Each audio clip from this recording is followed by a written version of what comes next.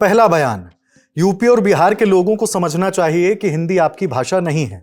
मुझे भाषा से नफरत नहीं है, लेकिन अगर आप इसे थोपने की कोशिश करेंगे तो मैं आपको लात मारूंगा।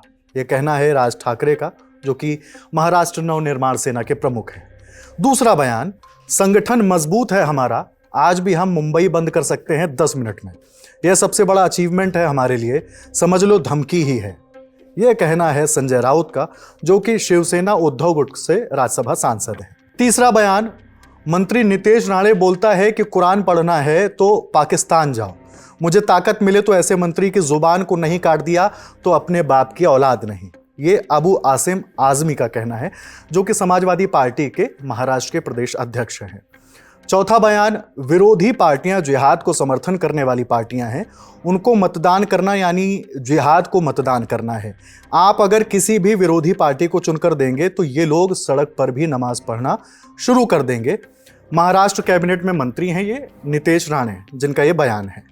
पांचवा बयान है, अगर मैं मुंबई आया तो वे मेरे पैर काट देंगे। मैं मुंबई आऊंगा, वो मेरे पैर काटने की कोशिश कर लें। अगर मैं कहूं कि मुंबई वर्ल्ड क्लास शहर है तो क्या इसका ये मतलब है कि इसे मराठियों ने नहीं बनाया? ये राज और उद्धव ठाकरे लोग नासमझ हैं। ये कहना है बीजेपी नेता के अन्नामलई का। इन बयानों के बीच दर्ज कर देना चाहिए राहत इंदौरी साहब का शेर, सरहदों पर बहुत तनाव है क्या, कुछ पता तो करो, चुनाव है क्या। महाराष्ट्र जानता है कि सब कुछ चुनाव का मसला ही तो है। लोगों में मतभेद पैदा करने वाले, उकसाने वाले बयान मुंबई और महाराष्ट्र के अलग अलग हिस्सों में गूंज रहे हैं, कभी रैलियों में तो कभी रोड शोज में। सारा माजरा वोटों का है। बीएमसी समेत महाराष्ट्र में 29 म्यूनिसिपल कॉरपोरेशन के लिए 15 जनवरी को वोटिंग होनी है। इसका रिजल्ट 16 जनवरी को आएगा। इन्हीं चुनावों के मद्देनजर सभी पार्टियां प्रचार में जुटी हैं। इसी कड़ी में दिए जा रहे हैं ऐसे बयान, मसला धमकी तक जा पहुंचा है।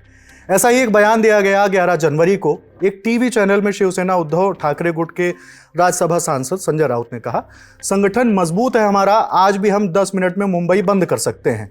यह हमारी सबसे बड़ी उपलब्धि है। अगर ठाकरे जिंदा रहेंगे तो मराठी लोग और मुंबई जिंदा रहेंगे।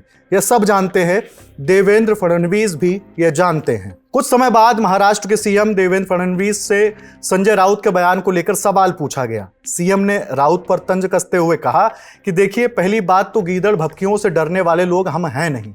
दूसरा, अगर आपकी ताकत इतनी थी तो आपने चैलेंज दिया था कि जिस समय एकनाथ शिंदे जी मुंबई में आएंगे हम उनको एंट्री नहीं करने देंगे, मुंबई में कदम नहीं रख पाएंगे, मुंबई में वह आगे नहीं बढ़ पाएंगे। फडणवीस ने आगे कहा कि एकनाथ शिंदे जी मुंबई में आए, 50 विधायकों के साथ आए। इसी मुंबई के रास्ते से हम चलते हुए राजभवन गए, हमने सरकार स्थापित की। मुंबई बंद करना छोड़ दीजिए, इनके घर के आसपास भी ये लोग बंद नहीं कर पाए। ये सारी बोलने वाली बातें हैं। जिस समय बाला साहब ठाकरे थे तब की शिवसेना की ताकत थी कि बाला साहब ठाकरे के एक इशारे पर 2 घंटे में मुंबई बंद हो सकती थी। अब इनमें किसी में दम नहीं है।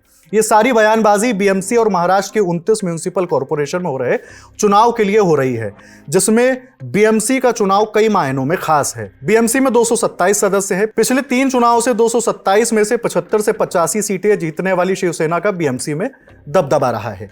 पिछले 3 बार से बीएमसी में शिवसेना मजबूत रही है, लेकिन इस बार हालात कुछ अलग हैं। बीजेपी से अलग होने और पार्टी के 2 धड़ों में बढ़ जाने के बाद उद्धव ठाकरे की शिवसेना पहली बार बीएमसी का चुनाव लड़ रही है। उद्धव ठाकरे ने बीएमसी चुनाव के लिए राज ठाकरे की महाराष्ट्र नवनिर्माण सेना से भी हाथ मिला लिया है। अब देखना होगा कि 16 जनवरी को जो नतीजे आते हैं उसमें बीएमसी की सत्ता पर किस दल का कब्जा होता है। लेकिन उससे पहले जिस तरह की बयानबाजी हर दल की ओर से की जा रही है, उस पर आप क्या राय रखते हैं हमें कमेंट बॉक्स में बताइए। खबर आपके लिए लिखी है मेरी साथी सुप्रिया ने। मैं हूं हिमांशु। नमस्ते।